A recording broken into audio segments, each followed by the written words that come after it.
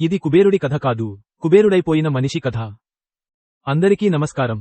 Telugu film Niger updates dollar. ఇప్పుడు మనముందున్నది ఒక్కసారి చూస్తే మనసులో నిలిచిపోయే ట్రైలర్. కుబేరా, ధనుష్, నాగార్జున ఈ ఇద్దరూ ఒకే ఫ్రేమ్లో కనిపిస్తే అది సాధారణ కథ కాదు. మరి దీనికి దర్శకత్వం వహించినది శేఖర్ కమ్ముల అన్నాక ఎమోషన్లో డీప్ ఉండే సినిమా ఖచ్చితం.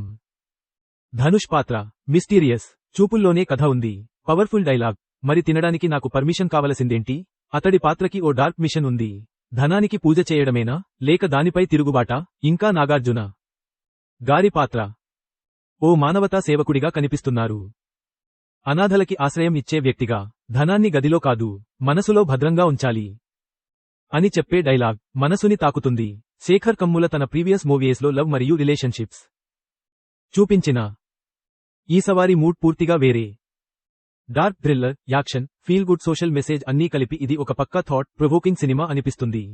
Visuals intense. ధనుష్, నాగార్జున ముఖాల్లో నిగూఢ భావాలు. BGM powerful. Editing rapid. Trailer cut tension నింపేలా ఉంది.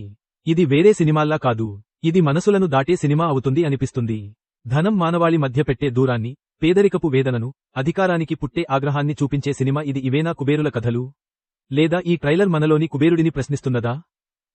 మీ అభిప్రాయం కామెంట్స్లో చెప్పండి. ఈ ట్రైలర్ మీకెంత కనెక్ట్ అయిందో మాకు చెప్పండి. ఇలాంటివి మరిన్ని విశ్లేషణల కోసం మా ఛానల్ సబ్స్క్రైబ్ చేయండి. ఈ వీడియోని లైక్ మరియు షేర్ చేయండి.